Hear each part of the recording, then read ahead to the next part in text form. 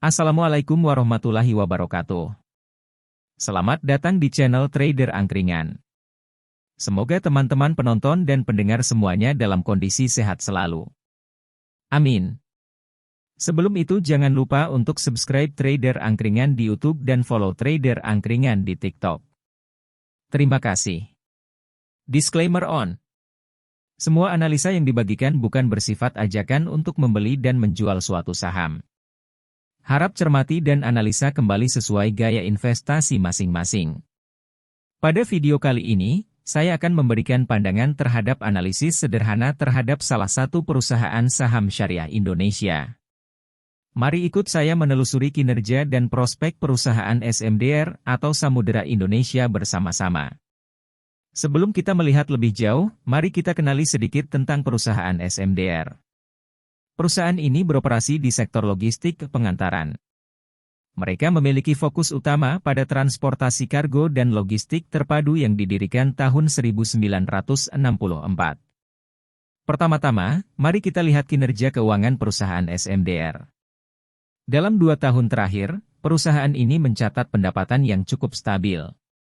Pendapatan mereka meningkat drastis sebesar 117,24% dari Q2 2021 ke Q2 2022, dan kemudian menurun sebesar minus 38,12% dari Q2 2022 ke Q2 2023. Ini menunjukkan adanya pertumbuhan yang cukup stabil dalam bisnis perusahaan. Selain itu, mari kita perhatikan laba bersih perusahaan. Dalam laporan keuangannya, laba bersih mereka cenderung kurang stabil dari tahun ke tahun. Hal ini menunjukkan ada sedikit kendala dalam operasional dan kemampuan perusahaan untuk menghasilkan keuntungan.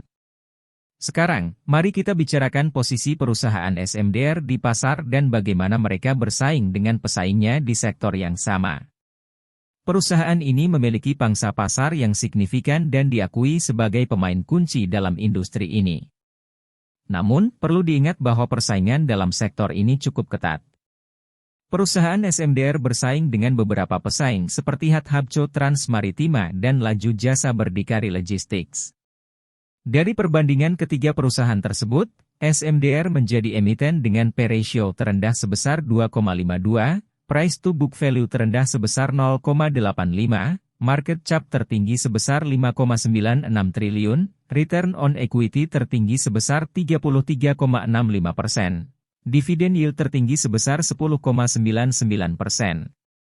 Yang terakhir dari pendapat saya pribadi, harga yang cukup aman untuk investasi di saham SMDR ini adalah di harga 130, walaupun kedepannya masih sangat mungkin untuk naik kembali.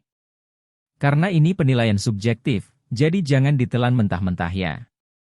Secara keseluruhan, perusahaan SMDR menunjukkan kinerja keuangan yang solid, posisi yang kuat di pasar, dan prospek pertumbuhan yang positif.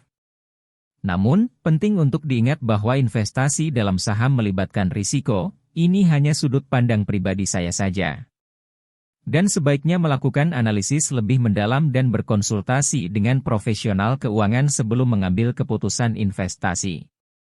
Terima kasih telah menonton video analisa fundamental sederhana perusahaan SMDR Samudera Indonesia kuartal 2 2023.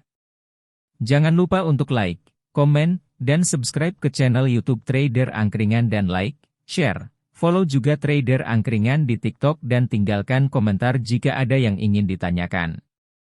Save juga video ini jika bermanfaat buat kamu. Mohon maaf jika ada kekurangan dan salah kata. Sampai jumpa. Wassalamualaikum warahmatullahi wabarakatuh.